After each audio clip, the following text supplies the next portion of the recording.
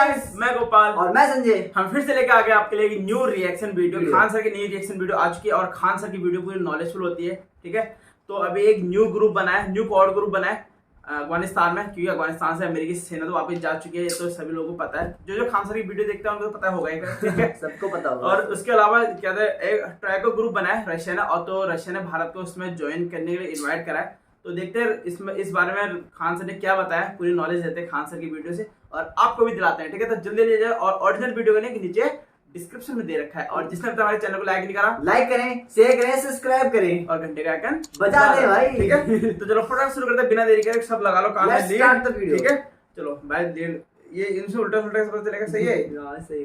चलो ठीक है, शुरू करते हैं। ओके, तो 1 2 3 एंड स्टार्ट। जय हिंद। देखिए, अफगानिस्तान में तालिबान दिन पर दिन हावी होते जा रहा है। इसको काउंटर करने के लिए अमेरिका ने एक न्यू क्वाड ग्रुप बनाया है और रशिया ने जो ट्राइको बनाया है उसको हम लोग समझते हैं। जिस रफ्तार से अफगानिस्तान से अमेरिका की फौज वापस जा रही है, उसी रफ्तार से अफगानिस्तान के अंदर तालिबान हावी होते जा रहा है और वो बहुत हद तक हावी हो चुका है।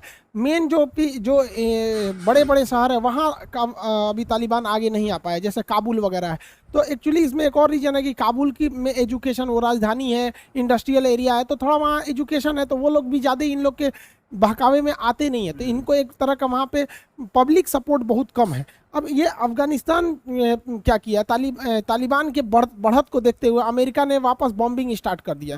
दो ओर से बॉम्बिंग की जा रही है। एक अमेरिका भी अपने हवाई जहाज से बॉम्बिंग कर रहा है तालिबान के ठिकानों पर, और एयरफोर्स जो अफगानिस्तान की भले ही छोटे एयरफोर्स है वो भी बॉम्बिंग कर रहे हैं। तो अफगानिस्तान की एयरफोर्स, अमेरिका की एयरफोर्स बॉम्बिंग कर रहे हैं। ये बॉम्बिंग इन लोग को पैरेलली करना चाहिए, एक दिन ये करे एक दिन वो करे, इस टाइप का, ताकि अब जो तालिबान के बढ़ते कदम है उसको रफ्तार को कम किया जा सके और हमें एक मौका मिल सके ताकि हम लोग वहां कुछ कर सकते हैं। अफगानिस्तान की आंतरिक स्थिति अशांत होने की वजह से ईरान और पाकिस्तान की ओर बहुत सारे उसके शरणार्थी रिफ्यूजी भागेंगे। हालांकि उसके उत्तरी दिशा में उज्बेकिस्तान, तुर्कमेनिस्तान वगैरह में तो अफगानिस्तान के बहुत सारे सैनिक अपनी जान को बचाने के लिए सरेंडर वहां भाग गए और कुछ तालिबान के साथ सरेंडर भी कर दिए। हालांकि बहुत सारे लोग इधर जाएंगे। पाकिस्तान ने अपनी सीमा पर फौज बढ़ा दिया और उसने कहा है कि अगर बॉर्डर पे अगर इसी तरह से बहुत ज़्यादा लोग आएंगे अफगानिस्तान से तो बॉर्डर सील करना पड़ेगा, क्योंकि पाकिस्तान का कहना है कि हम तालिबान को मदद करेंगे ताकि तालिबान हथियार ले, और इन लोगों को कहता है कि आप अफगानिस्तान में रहिए, आपके मरने का इंतजाम वहीं पाकिस्तान ने करा दिया है। तो इन लोगों को कहना है कि भैया आप पाकिस्तान में आके मत मरिए, पाकिस्तान की रहमो करम से आपके मरने की इंतजाम अफगानिस्तान में ही पाकिस्तान ने करा दिया है तालिबान के थ्रू। जबकि तालिबान का कहना है कि किसी को भी खतरा नहीं है, यहाँ रह सकते हैं लोग, यहाँ पे माइनॉरिटी, भाई देखिए यहाँ जहाँ कहीं भी आतंकवादियों का बोलबाला रहेगा वहाँ माइनॉरिटी के तो कोई सुनता ही नहीं। बेचारे वहाँ सिख जो परिवार थे वो लोग अब रिफ्यूजी हो गए। अफगानिस्तान में उन तालिबान का कहना है कि ऐसा इन लोग का कोई खतरा नहीं होगा। एक कहने के लिए एक सबको पता है कि माइनॉरिटी वहाँ पर कितनी सेफ रहती हैं लोग वहाँ पर। अब तालिबान जैसे जैसे पावर में आ रहा है उसने कहा है कि हम शांति वार्ता करना चाहते हैं। हालांकि तालिबान को भी अगर आप देखेंगे तो उसको भी पता है कि 1990 का दशक नहीं है ये, अब दुनिया 5G की ओर बढ़ रही है। उसको अगर स्टेबल रहना है तो उसे भी हथियार छोड़ के पॉलिटिकली आना पड़ेगा। तो एक ये भी कह रहा है कि भाई हम कॉम्प्रोमाइज करने को तैयार हैं। जो भी एजुकेशन का जो है, महिलाओं का जो एजुकेशन है उस पर तालिबान ने कहा है कि हम कोई भी रोक नहीं लगाएंगे, लेकिन महिलाओं को बुर्का यानी नकाब पहनना कंपलसरी होगा। जबकि वही तालिबान है, देखिए यहाँ पे बेचारी बूढ़ी दादी है, बच्चों को पढ़ाने के लिए AK-47 मतलब समझ रहे हैं कितना बेचारे लोग बुढ़ापा में तस्बीह लेके पढ़ना चाहिए। बताइए, भगवान पे जाने का उम्र हो गया है, AK-47 लेके। ये तालिबान का हाल हो गया है। पाकिस्तान, तालिबान आएगा तो क्या करेगा, यही सब तो करेगा, और पाकिस्तान उसमें मदद करता है। वहाँ पर तालिबान चुन चुन कर उन लोगों को मारना चालू किया है जो अमेरिका के फौज के लिए काम कर रहे थे। जैसे कुछ ट्रांसलेटर थे, अमेरिकी फौज को अफगानिस्तान की भाषा नहीं आती थी, तो कुछ ट्रांसपोर्टर थे, सब्जी देने वाले। मन के सब चीज़ अमेरिका से नहीं आएगा, यहाँ से लोकल भी तो खरीदना पड़ता है। उन लोग को चुन चुन के मार रहा है, वहाँ के एयरफोर्स के पायलटों को, आर्मी वालों को। ये अमेरिका की भी यहाँ गलती है कि अमेरिका पे से लोगों का भी ट्रस्ट हटेगा, क्योंकि लगभग 40,000 से ज़्यादा लोगों ने डायरेक्टली अमेरिका का साथ दिया था, और लाखों ऐसे संख्या है अफगानिस्तान में लोगों की जो अमेरिका का साथ ये आस में दिए थे कि अमेरिका यहाँ रहेगा और एक स्टेबल गवर्नमेंट बनाएगा। अमेरिका अचानक चला गया, वो बुढ़ऊ जो बाइडेन है अचानक बुला लिया। अब इन लोगों के लिए कोई सेफ व्यवस्था नहीं रखा और ना ही इनका कोई सेटलमेंट काम किया है। केवल 650 फौजियों को छोड़ेगा अमेरिकी एम्बेसी की रक्षा करने के लिए। बाकी काबुल के जो अफगानिस्तान की फौज है वो उतना ट्रेंड नहीं है जितना तरह से अफगानिस्तान इनको मतलब आगे बढ़ रहा है। तो इसको देखते हुए अमेरिका ने ना एक नया क्वाड ग्रुप बनाया है। क्वाड में से जिसमें 4 मेंबर रहते हैं, उन्हें क्वाड कहते हैं। इसमें पहले जो भारत वाला क्वाड था, जो एशिया पैसिफिक के लिए सुरक्षा वाला था, जिसमें भारत था, अमेरिका था, जापान था, ऑस्ट्रेलिया था, ये वाला क्वाड ग्रुप ना होकर ये दूसरा क्वाड ग्रुप है जो तालिबान को काउंटर करने के लिए बनाया गया है।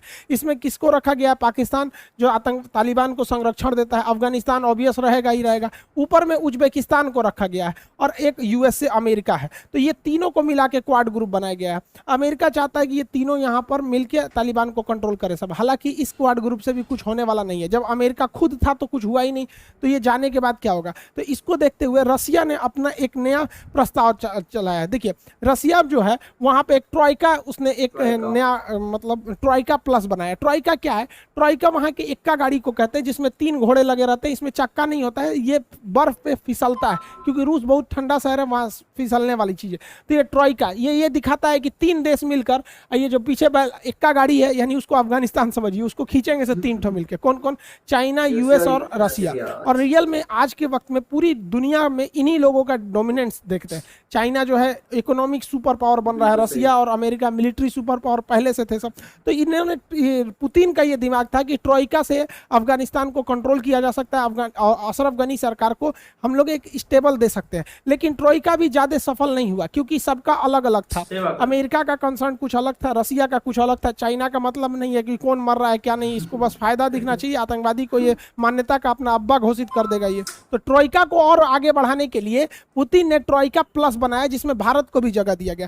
ट्रॉइका में तो ये तीनों थे ही सब, ट्रॉइका में ऑलरेडी ये 3। इसके अलावा ट्रॉइका प्लस में अन्य 4 और देशों को भी जोड़ा गया है, कतर को, ईरान को, भारत और पाकिस्तान को। इन्हीं देशों को जोड़ने के पीछे रूस की बहुत ही मतलब सोची समझी रणनीति है। देखिए, हथियार और पैसा टेक्नोलॉजी के मामले में ट्रॉइका के ये 3 देश ही एनफ है, लेकिन दबाव बनाने के लिए ट्राइका प्लस बनाया गया, जिसमें से इन 4 को शामिल किया गया। जिसमें हम पहला देखते हैं ईरान का। अगर आप नक्शा में देखेंगे तो ईरान अफगानिस्तान और पाकिस्तान दोनों से बाउंड्री बनाता है। अब ईरान जो है वो एक शिया कंट्री है, शिया कंट्री, और अफगानिस्तान जो है वो एक सुन्नी कंट्री है। तो अफगानिस्तान में अगर तालिबान आएगा तो तालिबान जो है वो, उसका तो कोई संविधान नहीं है, वहाँ पे शरिया कानून है, मतलब जो बात नहीं माने उसको उड़ा दो सीधे। तो ईरान कभी नहीं चाहेगा कि अफगानिस्तान फुल पावर में आ जाए, इसलिए ट्रॉइका प्लस में इसको शामिल किया गया ईरान को, कि ईरान पूरी जी जान लगा देगा तालिबान को काउंटर करने के लिए। उसके बाद कतर को शामिल किया गया। कतर वो ऐसा जगह है जहां पर तालिबान को सबसे ज्यादा मतलब एक कहिए तो समर्थन मिलता है। तालिबान की कोई मीटिंग होगी बाहर में तो कतर में मीटिंग होगी। आप देखेंगे कतर की राजधानी दोहा वार्ता होती है इन लोग की। कोई भी समझौता करेंगे सब तो दोहा में आके करेंगे सब, क्योंकि कोई भी देश कंधार में जाना नहीं चाहता है सेफ में, तो ये दोहा में। तो ये याद रखिएगा, कतर का ही सबसे न्यूज़पेपर है अल जजीरा, जो इन लोगों की मिडिल ईस्ट की बातों को वो अपनी ओर से मतलब बढ़ा चढ़ा के भी रखता है, अल जजीरा। तो कतर को शामिल कर लेंगे तो देखिए, अब ईरान और कतर, ये रूस, अमेरिका, चाइना, इन्हीं तीनों के हिसाब से ही पूरी दुनिया चलती है, 3 देश के हिसाब से। अब भारत को रखने का एक और फायदा ये है कि भारत का बहुत सारे इन्वेस्टमेंट है, और भारत कभी नहीं चाहेगा कि यहाँ तालिबान आ जाए, क्योंकि तालिबान पाकिस्तान के इशारे पर कश्मीर में वो मिलिटेंस चालू कर देगा। और पाकिस्तान को रखने का कारण था कि भैया पाकिस्तान को हटाएंगे तो यहाँ कभी शांति नहीं हो सकता है, क्योंकि ये आतंकवादियों के लिए तो बच्चादानी है। जब तक इसका ऑपरेशन नहीं होगा इसके आतंकवादी बच्चे होते ही रहेंगे। तो ये ससुरा इसको रखना तो जरूरी है। तो ट्रॉइका प्लस देखते हैं लोग, ये कितना आगे बढ़ सकता है, कितना शांति वार्ता कर सकता है। हालांकि ये बात जरूरी है सबको समझना कि तालिबान अफगानिस्तान का एक अभिन्न हिस्सा बन चुका है। कंप्लीट तालिबान कभी खत्म ही नहीं हो सकता है। वहाँ बहुत से बहुत अगर तालिबान को कोई काउंटर करेगा ना तो 50-50 रहेगा। तो इंडिया को भी ये सोच के चलना है कि हमें तालिबान के साथ इस तरह से मतलब एक अंडरस्टैंडिंग रखना है कि भैया हमारी जो वहाँ पर हमारा जो इन्वेस्टमेंट है, जो पैसे लगे हैं, उसको तुम नुकसान मत करो, बाकी हम तुम्हारे में इंटरफेयर करने नहीं जा रहे हैं। और तालिबान भी इस बात को समझता है कि अभी के वक्त में अगर हम भारत से खुला दुश्मनी ले लेंगे तो बहुत महंगा पड़ेगा। अब ये इसी को देखते हुए देखिए, अशरफ गनी पूरी तरह से पाकिस्तान के खिलाफ है। मतलब उनका स्पष्ट कहना है, वो मीटिंग में भी थे उज्बेकिस्तान में, ताशकंद में, वहाँ पर तो उन्होंने साफ कर दिया कि पाकिस्तान की एयरफोर्स ने ऑफिशियली कहा है अफगानिस्तान की एयरफोर्स को कि आप तालिबान पर हमला करेंगे तो हम आपको हमला कर देंगे। मतलब जो एयरफोर्स देश की रक्षा के लिए होती है, लेकिन पाकिस्तान की एयरफोर्स आतंकवादियों की रक्षा के लिए होता है। अब यही पाकिस्तान जो होता है यहाँ पर 10,000 से ज़्यादा जिहादियों को घुसा दिया अफगानिस्तान में, जिससे कि अशरफ गनी ने ओपन मंच पर किया है। अब किसी देश का प्रेसिडेंट बोलता है तो इस बात की बहुत बड़ी वैल्यू होती है। ये पाकिस्तान वाले कितने गिरे हुए हैं आप अंदाजा लगाइए। बकरीद की नमाज हो रही थी प्रेसिडेंट पैलेस में, बकरीद के नमाज में भी बम फोड़ दिया सब। बेचारे देखिए, ये बेचारे एक आदमी है, घबरा के मतलब उठ के जाने लगे। अब बताइए, कोई नमाज पढ़ रहा है उस वक्त भी बम फोड़ रहे हो। अब बताइए, इस्लामिक ऑर्गेनाइजेशन के जो 57 देश हैं, क्या इस पर प्रतिक्रिया सुने हैं? नहीं हो सकते। लेकिन यही अगर रॉकेट हमला नमाज पढ़ रहे फिलिस्तीनियों पे होता या कश्मीर पर होता तो बवाल मचा देते। इसी वजह से ओआईसी की लोगों बात नहीं मानते, क्योंकि लोगों को भी पता है कि भैया ओआईसी कंट्री में 57 देश हैं, ये कब किसके साथ जाएंगे, ये अपने हिसाब से सेलेक्टिव आइडिया रखते हैं। बताइए, हम तो दाद देना चाहते हैं अशरफ गनी साहब को कि ये देखिए, यहीं पर ये बैठे हैं अशरफ गनी साहब, यहाँ पर इन्होंने हिले तक नहीं, जो बम ब्लास्ट हुआ है यहाँ पर, तो राष्ट्रपति हैं सामने, हिले तक नहीं। क्योंकि देखिए, ये लोग भी बम धमाका मार देखेंगे। भारत हमेशा से अफगानिस्तान के लोगों के साथ रहा है, तो अशरफ गनी भी पूरे खुल के आ गए हैं। उन्होंने भी कहा है कि पाकिस्तान जो आतंकवादी सप्लाई कर रहा है, उसे ये नहीं भूलना चाहिए कि इस पृथ्वी का इतिहास रहा है कि सबसे बड़ी हार अगर किसी की हुई है तो पाकिस्तान की हुई है 1971 में, जब उसके निकम्मे 93,000 फौजियों ने सरेंडर किया था। छोटे मोटे नहीं, 93,000 फौजियों ने सरेंडर किया था। और इसी 1971 की लड़ाई में हमारे लोंगेवाला पर मात्र 120 फौजियों ने पूरे पाकिस्तान को भगा दिया था। तो एक ही इतिहास में दो युद्ध, इतिहास एक ही युद्ध में दो इतिहास देखने को मिला, जब सबसे बड़ी हार पाकिस्तानियों की हुई और भारत ने एक तरफा जीत रख गया। बताइए, 120 फौजी मिलकर लोंगेवाला में हरा दिया सब। तो ये पोस्ट उन्होंने दिखाया। अब ये कोई आम पब्लिक या मीडिया दिखाती तो अलग बात है, किसी देश का राष्ट्राध्यक्ष अगर बता रहा है तो बहुत है। पाकिस्तान कितना गिर सकता है कि नमाज के वक्त में बम, मतलब इतना इंसानियत रखो यार कि पूजा पाठ में भी ये सब नहीं किया जाता। भारत में भी युद्ध हम लोग भी लड़े हैं लोग, ऐसा नहीं है, लेकिन ऐसा कभी मानवता को हद पार कभी भारत ने नहीं किया। एम्बेसी जो अफगानिस्तान के जो राजदूत थे पाकिस्तान में, उनकी बेटी को अगवा कर लिया गया, वो तो बाद में छोड़ा गया, तो काफ़ी टॉर्चर वगैरह। तो बताइए, इतना गिर सकता है पाकिस्तान। लेकिन इसी पाकिस्तान को जब तहरीके तालिबान मारता है तो कहता है ये आतंकवादी गलत है, और अफगानिस्तान वाला तालिबान सही है। मतलब उसके हिसाब से अफगानिस्तान में शरिया कानून लग रहा है तो ठीक है, वहाँ का तालिबान ठीक है, लेकिन पाकिस्तान में शरिया कानून लगाने के लिए तहरीके तालिबान अगर मारता है तो वो गलत है। भारत को भी यहाँ हाथ पे हाथ रख के नहीं सोचना चाहिए, क्योंकि तालिबान 110% वो भारत के खिलाफ ही रहेगा। भारत का अशरफ गनी यानी अफगानिस्तान में शुरू से ही बहुत बेहतरीन रिलेशन रहा है। आप देखेंगे, सुभाष चंद्र बोस को रूस और इटली पहुंचाने में अफगानिस्तान होके ही गए थे। तो हमारा बहुत पुराना रिश्ता अफगानिस्तान से। दहेज में अफगानिस्तान मिला था बिहार के चंद्रगुप्त मौर्य को, Aria Arachosia Gedrosia Paropamisadae Chandragupta Maurya को दहेज में मिला था, जिसका अभी का नाम काबुल कंधार मकरान हेरात है। तो दहेज का जमीन है बिहारियों की अफगानिस्तान। तो हमारा पुराना रिलेशन है। वहाँ $3 बिलियन निवेश किया है, पाकिस्तान ने भी निवेश किया है, लेकिन वो आतंकवादी के रूप में निवेश किया। हम लोगों ने वहाँ 135 करोड़ रुपए लगा के हाईवे बनाए हैं लोग, जरान से लेकर डेलाराम तक इस हाईवे को बनाए हैं लोग। साथ ही हम लोग ने वहाँ पे 90 मिलियन डॉलर पैसा लगा के हम लोग वहाँ का संसद भवन बनाए हैं। 290 मिलियन डॉलर बना के वहाँ सलमा डैम बनाए हैं, जहाँ की बिजली उत्पादन हो सके। तो ये अफगानिस्तान के लोग भारत से काफ़ी इमोशनल अटैच में है। लेकिन जब तालिबान आएगा तो तालिबान इन सारी चीज़ों पे अटैक करेगा नहीं, वो करना चालू कर दिया है। ओपनली उसने बोल भी दिया है, संसद के एरिया में हमला भी चालू हो ही गए हैं, यहाँ पे हाईवे पे कब्जा करना वो चालू कर ही दिया है। साथ ही सलमा डैम पर जो सिक्योरिटी चेक पोस्ट थी उसको तालिबान वालों ने मार के उड़ा ही दिया है। तो भारत का जो इतना लंबा चौड़ा इन्वेस्टमेंट है ये बर्बाद हो जाएगा अगर हम हाथ पे हाथ रखे रहेंगे। तो ऐसा नहीं है कि भारत ऐसी समस्या पहली बार देख रहा है। इतिहास से भी अगर हम लोग सीखेंगे ना, तो 1971 में जब इंदिरा गांधी थी तो इस समय पाकिस्तान दो था, एक पूर्वी पाकिस्तान था, एक पूर्वी पाकिस्तान, एक पश्चिमी पाकिस्तान। तो पश्चिमी पाकिस्तान बड़ा था, पूर्वी पाकिस्तान जो बांग्लादेश देख रहा है। यहाँ इतनी खतरनाक समस्या हो गई थी सेम तालिबान की तरह। तो इंदिरा गांधी ने भी मुक्ति वाहिनी की मदद से यहाँ पर 1971 का युद्ध जीत के धो दिया। शिमला समझौता करो और सब पाकिस्तान वालों को कहा कि तुम कहो कि ये तुम्हारा नहीं है। सोचिए, इंदिरा गांधी ने मानेकशॉ को घुसा के बहुत भयानक युद्ध हुआ। उस पर हमने एक अलग वीडियो बना दिया वार पर। ये युद्ध हुआ, इसमें 93,000 सैनिक हारे सब। तो भारत ने कहा कि पहले तुम कहो कि ये तुम्हारा देश अब से नहीं रहा, अब ये बांग्लादेश बन गया, तब भाई तुम्हारे 93,000 फौज को छोड़ेंगे, ना तो एक से गाय गोरू बनवाएंगे भारत में रख के इन सबको।